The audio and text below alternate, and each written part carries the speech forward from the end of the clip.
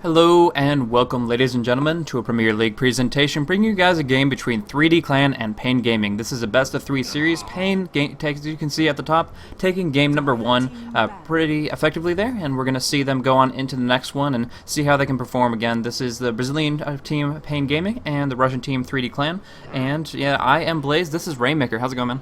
Yeah, it's going really good. I love to see this Lone Druid band coming right out of 3D Clan. They just do not want to deal with it here. They don't want to see that here in the mid lane, not in the safe lane, not in the long lane, and it's just a lot of respect being shown to paiN. Because also, however, also to note, this is something that since 3D Clan has first pick here, they basically are open heroes they can grab. So while it's both getting rid of one of the heroes that they're very afraid of paiN happening, and they just don't want to deal with that Lone Druid again, they're also setting themselves up so they have a larger pool of heroes to work with.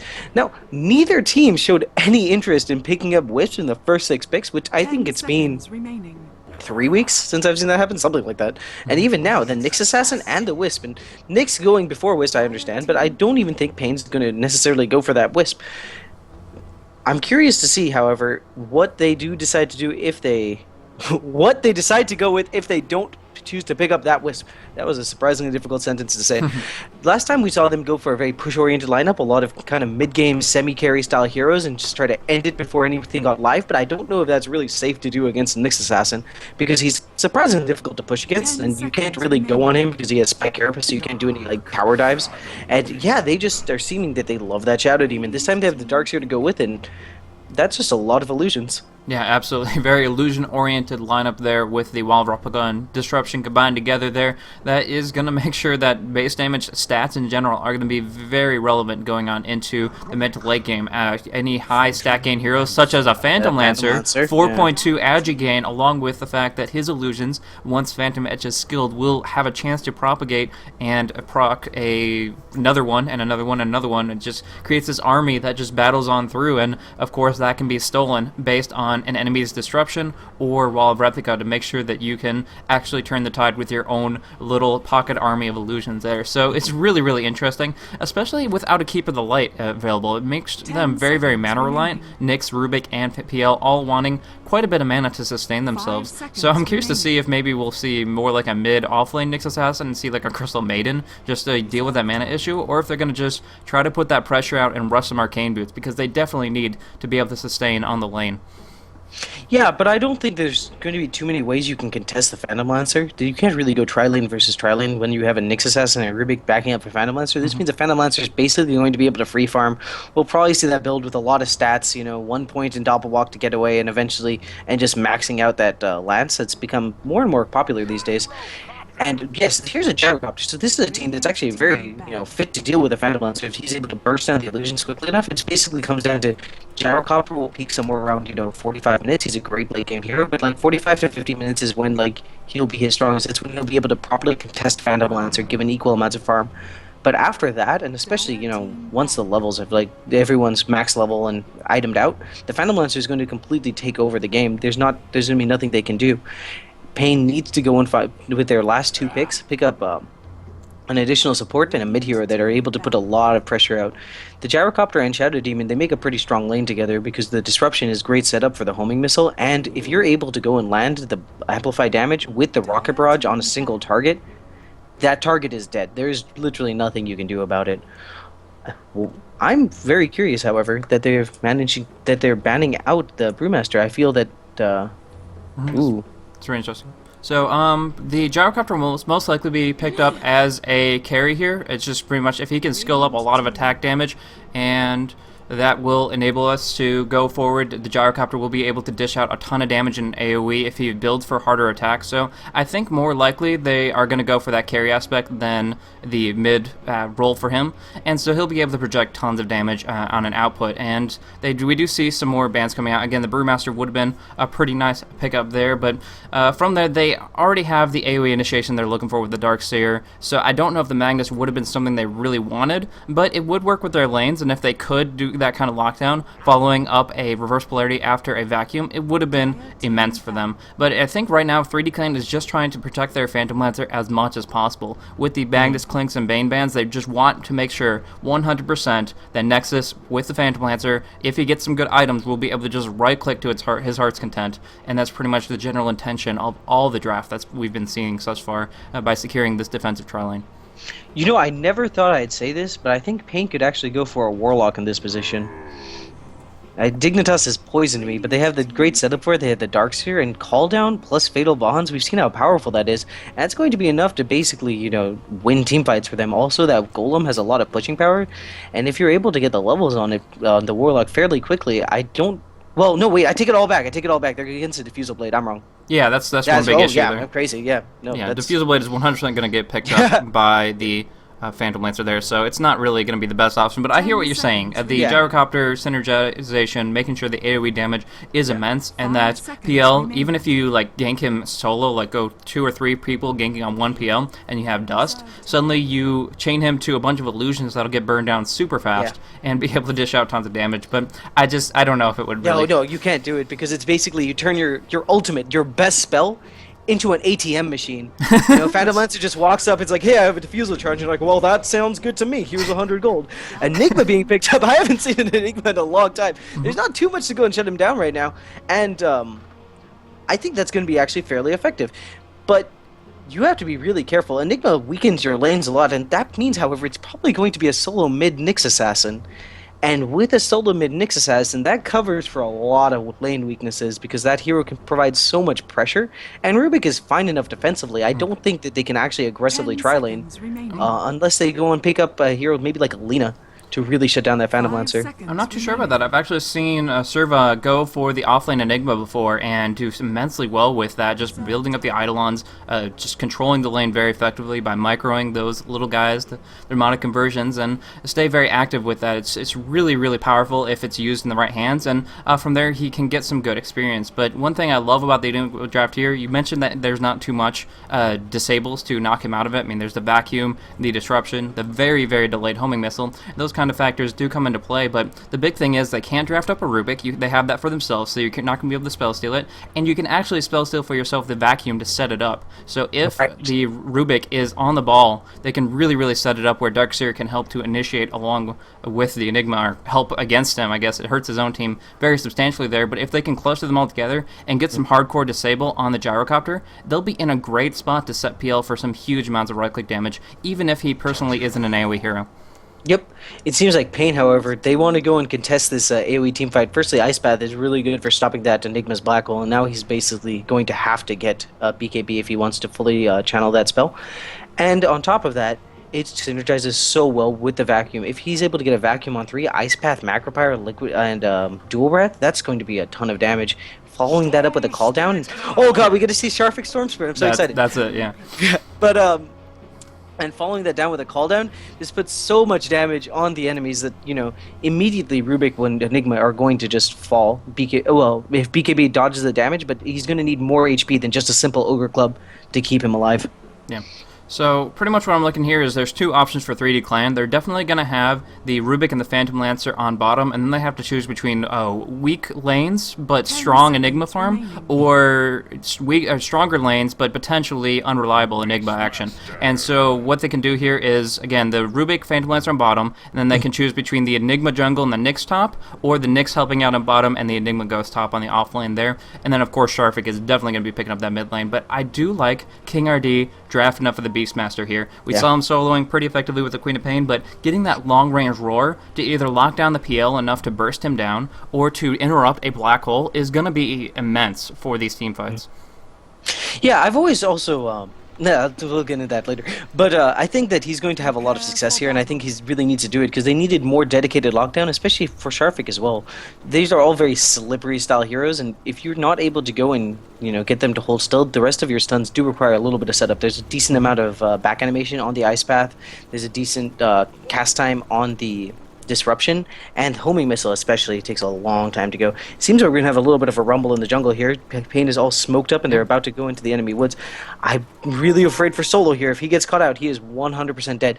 Yeah. Remember, disruption plus that rocket barrage at level 1, it's too much to deal with. Yeah, And here yeah, guys starts it off. The disruption will come out. Ice Path to follow on through. Rocket Barrage is going to go intact. And yeah, that's 100%. One dead Rubik getting the first blood easily. And on their carry, no less. Fu going to be able to take that gold intact. And he went for an aggressive build of Wraithbane and Tangos, but it's going to be well worth it in this kind of an engagement. And they're kind of technically looking for more, but the disruption being such a long cooldown, that's not really going to be a viable option. They're just going to put the pressure out, get some wards down, and yeah, try to go from there. I think they might actually, with this Wraithband pickup, I wouldn't be surprised if they go and try to aggressively tri-lane on the bot.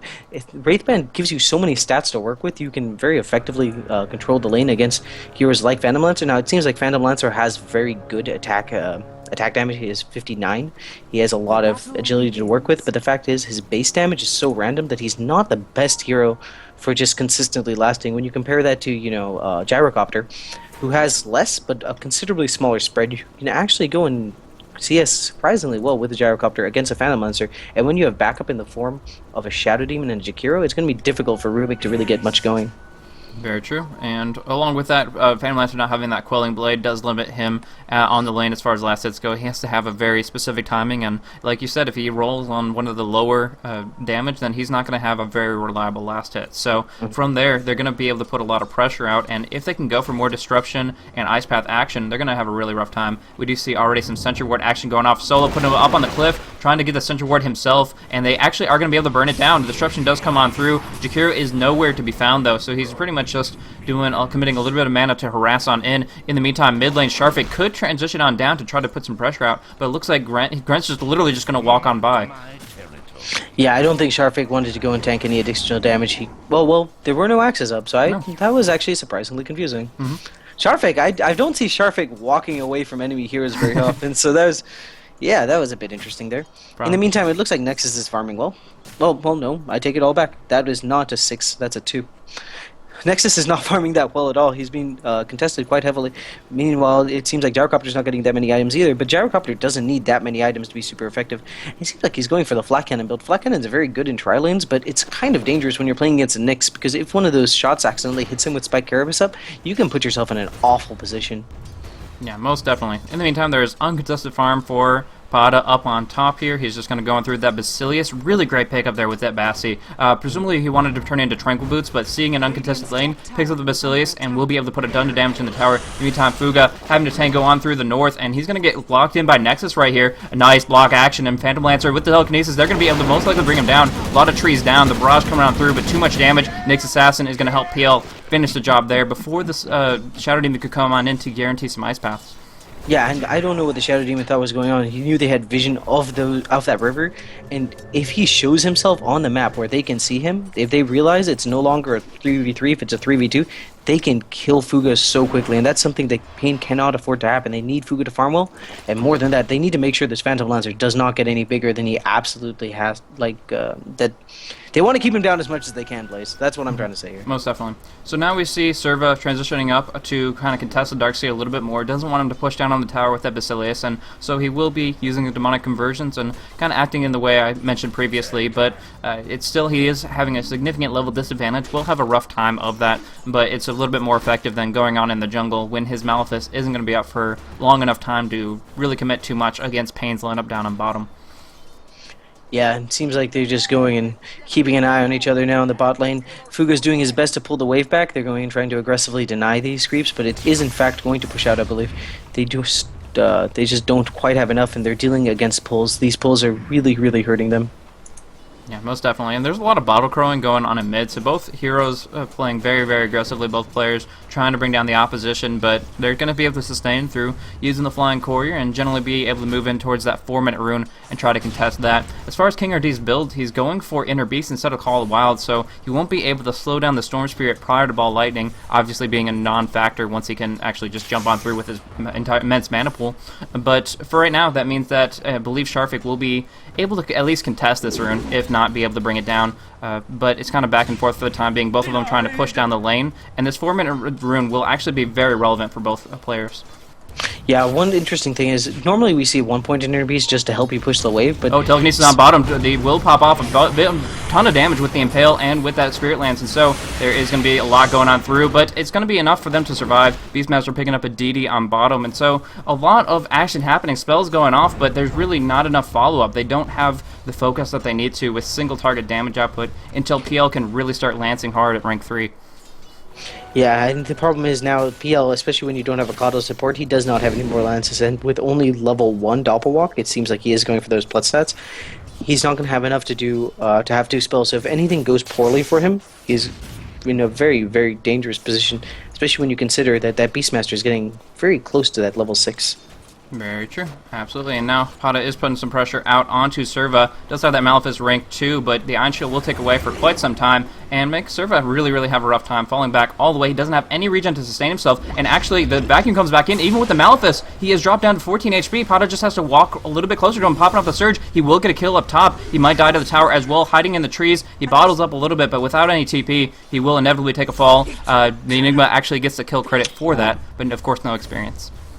Yeah, I mean, that's a trade that Darkseid would make, but honestly, I'm sure he would prefer that it just went to the Radiant Malefice proccing right at the end there, was it? Or was it just it was just creeps, but there yeah. wasn't enough time elapsed that they still provided the credit to him. They're looking at the bot lane. It seems like Gyrocopter has managed to go and pick up Phase Boots, and with this, he has a distinct damage advantage over the Phantom Lancer. And once again, Phantom Lancer's damage is very spread. I think he has something like a 20-point spread. Yeah, he has actually a 22-point spread on the damage. So Fuga should be able to go and contest every creep quite effectively, and he needs to do it. He's actually losing out quite badly right now.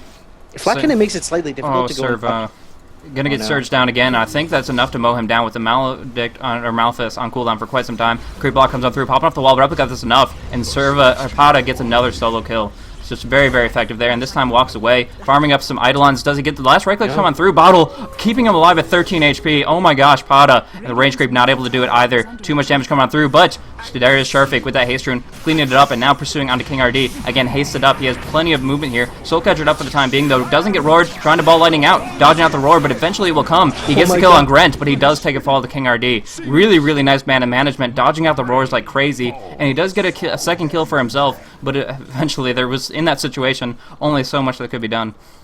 Yeah, but I mean, that was... Oh my god, Sharfik Storm Spirit is so good. I just love watching him play that hero. Also, you'll notice he goes for items like Treads and Orchid very quickly. He doesn't try to go and do any shenanigans trying to get a fast Bloodstone, because he doesn't want to be sitting in lane that long. He does not want to go and farm that long. He needs items that give him additional attack speed, additional mobility, and just more mana regen faster. And Orchid does that in spades. And more than that, the damage, the silence on mid lane, there is that stun coming on through. Sharfik really wants this kill to get some revenge onto King RD, pulling with Electric Vortex. That might be enough for Grant getting the defensive disruption. Sharfik is still going to go for it. Gets the last hit right here and remnanting down the opposition. Should be able to ball down the cliff. Instead, Serva coming in with a big Malefice and popping off the double black hole. The Impale as well. They're going to bring down the Shadow Demon. Can they get the Jakiro? Enough damage from Sharfik. Needs 3 kills for 0. Coming on through. Sharfik taking a lot of damage. Will not survive from the creeps and towers. So 1 in exchange, but that was a triple kill in the end for 3D, setting them up for 7 and 5 and taking back a little bit of what was lost on the top lane against that Darkseer. Yeah, and more important than that, everyone was dead before the Storm Spirit died, so he did not go and feed that solo mid experience to any one hero. That's actually the only reason that the Beastmaster is level 8, is because he was able to pick up the kill after Storm got the double kill and all of that experience. This is actually something that, this is what the Sharfik we're accustomed to. He's a hero that, player that's completely able to take over the game, and Storm Spirit, I think, is probably his signature hero. We can look to him being even more aggressive now that he has finished those treads, giving him a little bit more HP to work with, and his, he's just very consistent with that tread switch micro, and I'm excited to see that again, because it allows him to do things, it just gives him more mana to work with, and more mana on Storm Spirit means more exciting games. Absolutely. So I mean, obviously he's going to be moving in towards that level 11 pretty quickly, and yeah, if he does get enough intellect, he can just bounce all over the place, not even have to worry so much about that Beastmaster Roar lockdown, because it does have a decent cast animation. Sharpie going in up top, gets the Electric Vortex, pulling in Fuga, and the Malefice will come on through as well, so a lot of damage, and that is going to be an easy pick off here with Nyx Assassin actually finishing it off. So Dread moving in towards that Vendetta himself, and that's going to be able to play even more aggressively if that's even possible. Oh my god, how did that happen? Oh, Phantom Lancer Darkseer, down at bottom here, he did get picked off. The rank 1 Surge getting most likely telekinesis up simultaneously, and yeah, popping those 2 cooldowns off will make sure it's only rank 1. The Lances come on through, slows him down. It's a pretty spammable nuke, and from there they were able to pick him off, which is pretty big. Looking at it, it's level 9 Darkseer now feeding up to level 8 Nexus, and now he's going to move in for that defusal very, very rapidly indeed. So good coordination between the PL and Rubik.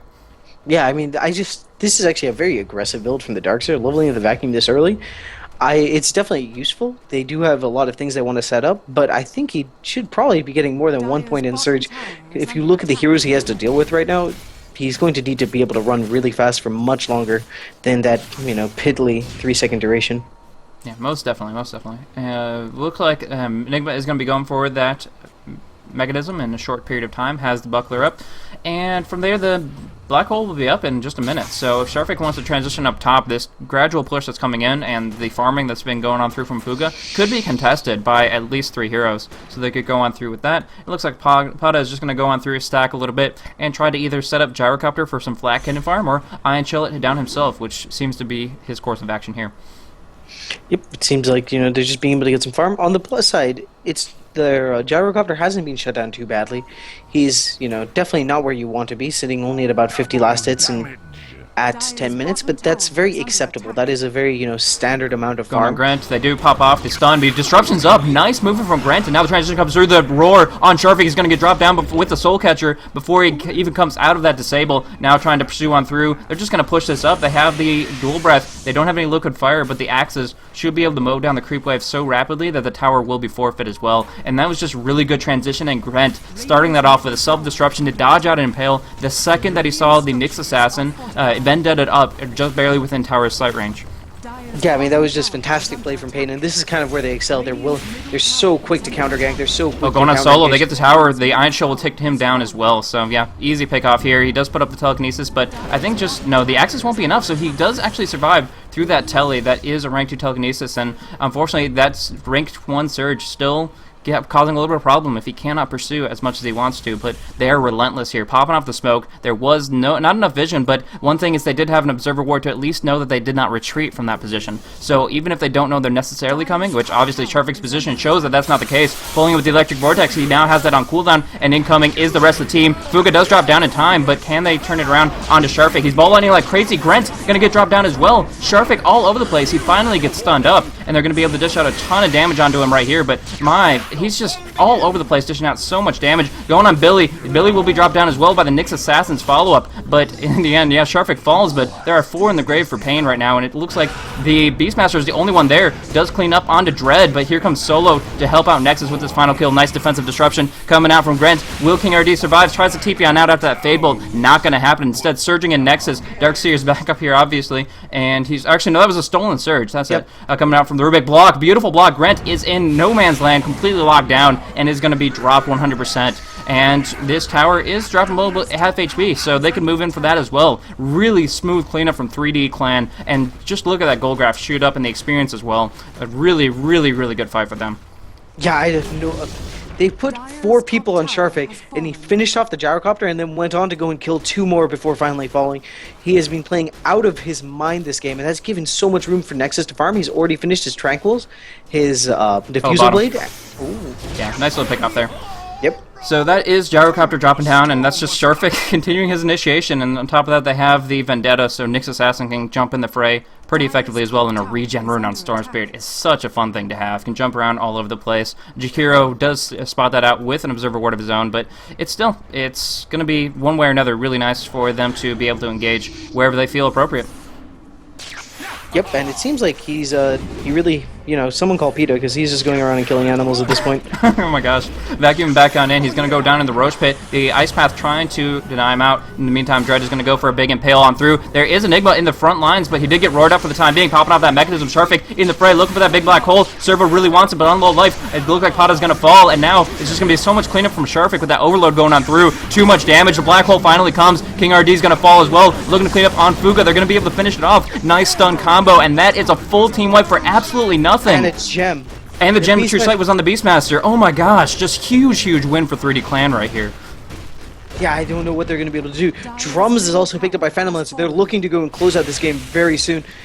Normally, if you want a Phantom Lancer that's looking to farm for like the 50-minute game, you'd go and pick up, just start working towards a heart. At this rate of farm, he would be like surprisingly close to that as well. He'd already be able to pick up a Reaver. But instead he says, no, I don't want that. I want to go and pick up these drums. I want to give these Enigma Eidolons more attack speed. I want to give my team more attack speed. I want to be able to go and chase more effectively. And with the Diffusal Blade, the additional movement speed from drums, he can run down basically any hero on the map. Look how fast they were able to take down that tower just by one tap of the drum. Yeah, absolutely. And along with that, the Orchid is almost finished. Just a recipe for Sharvik, and solo kill is going to be his middle name because he can just pretty much jump wherever he has vision. As long as he's not going to get roared up, he can bounce around with that silence active, amplify up damage, and bring down anybody that's not a strength hero. So, I guess technically Darkseer's an intellect hero. Sorry, anybody that doesn't have a massive amount of durability. Even the Darkseer might be forfeit. I mean, it's a lot of damage one way or another. It entirely depends on how Sharvik plays it out, but at least the Gyrocopter, the Shadow Demon, and the Chiro are going to be easy pickings with that Orchid online. Yeah, I've got to say, I think that, everyone's going to be easy pickings. If you look at all of them, they have about, 1,000 HP tops out on the Beastmaster. Even Darkseer is only at 950. So, the amount of damage that Storm Spirit can put out, just if you include his right clicks and his Overlord procs and just the additional ball lighting on in after the initiation of Dread, and that's going to be an easy pick off on Beastmaster. So finish him off right, nice little action there, dominating spree for Sharvik. So they do have the bird, and that's pretty much all they have to see coming, and it's just really, really fast initiation, and Nyx Assassin using even a rank 1 Vendetta very effectively there. Yep, just going to show you don't need to have that, perma duration to make it a great spell. Meanwhile, with that gem, they're able to go and take complete map control. It's going to be very... That was actually really cute. Yeah. What happened right... Yeah, Dread just drops his Arcane Boots to go and get back to full mana off of the Rubik's. So, yeah, just really good play. Like, that's the kind of solid thing you see pros do all the time that will help out so much when you're just randomly pubbing. Mm-hmm. And for those that didn't understand it, just look up tread swapping and how the math works on that. It's pretty much the same idea there. And they're actually going to go for Roche here. They don't really have benefit from the illusions, but they can still burst him down pretty hard. The Eidolons to help out quite a bit. If they split, Enigma can cast them once more and continue to dish out that damage. But either way, they have the mechanism to set this up. And as far as paiN's counter initiation, they need to get a perfect Wall of Replica call down. And they, of course, have to have full understanding of what's going on in order to respond in that fact. But for the time being, Roshan will be dropped down to 2/3 HP before they fall back from there and just make sure they're not going to be counter-initiated upon. Yeah, I think that's the right decision from 3D because they don't need to go and take any risks right now. They're far ahead, and they have a Phantom Lancer to fall back on. If they just want to play it out, they have, all the time in the world to do so, and just taking a risk and wiping is probably one of the only ways they can lose this game. Mm-hmm.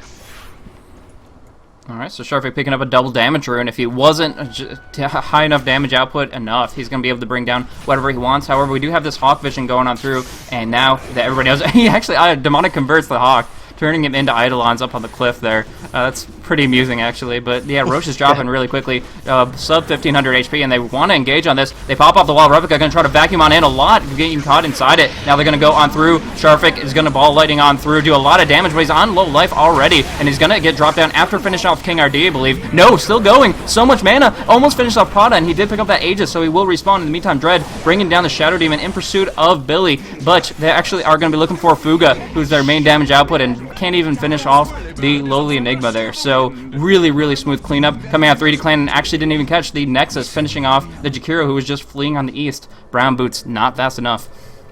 Yeah, one thing to note is that the reasoning that GG called, but one thing to note about Storm Spirit is he's probably one of the best Aegis carriers in the game because both of his stats, the HP and the mana, are super relevant. And as we saw Sharvik there, he just was able to play so aggressively, burn his entire mana pool, burn his entire HP pool. And that was the reason they were able to win the fight. It was because he had that Aegis to come back and then clean up the rest of the game. I mean, he was essentially 1v3ing while the rest of the team cleaned up the other people. So he was just all over that. He dropped really quickly, but I kind of made the mistake of looking at a 250 HP Storm Spirit and thinking that in any way was he remotely dead. I assumed that they don't have a Hex, they don't have a low cast point spell to disable him, so he could just ball out of control and just completely annihilate the opposition, picking off a couple kills, left one alive, and then Aegis up to clean him on through as well. So it was just really, really smooth play, and I gotta say, 3D Clan taking a very convincing win to make up for a little bit of questionable play from Game 1. So I think this was a really, really great game, and I'm very happy to have been able to cast it for you guys. So this was, again, Game 2 of this Best of 3 series, and taking it 1-1, 3D Clan and paiN will be going on to Game 3 to see who takes this match. Yeah, GG's guys, it's a really, really fun game. So, looking at the goal graph real quick, we see 14K, or actually, yeah, I think that's about accurate. And then from there, even more so on the experience. So that really, you could see where Sharfik started playing super aggressive, not just when he hit his ultimate, but when he felt he had the mana to sustain it. Around the 10.5-minute mark, that is where they started going and taking big engagements, and Sharfik was on the front line of every single one of those. 11, 4, and 9, all over the place. And of course, one thing that we didn't even mention this entire game is how much breathing room it gave Nexus. 102 last hits, no problem at all. He was 5-0 and 4, and jumping up to a GPM of 538. So he was well in a position to move in towards the late game, and it was definitely on the backs of those initiators, specifically Sharfik, that was able to make that damage happen. Yeah, I mean, I just think that it was just played out very well by everyone, and I hope that we get to see a slightly closer game, because we've had basically 2 stomps in a row. You know, paiN just putting on the hurt on 3D, and then the next game 3D is just rotating back and just showing them paiN what they can do. Hopefully this last game is a little bit more back and forth and a little bit more contested, because both these teams have brought a lot to the table, and I hope that they can show what they have in Game 3. Most definitely. So, again, thank you guys so much for tuning in. This was Game 2 of paiN versus 3D Clan, and we're going to go on to Game 3 as they're both 1-1. We'll put on some tunes in the meantime, and thank you guys so much for tuning in.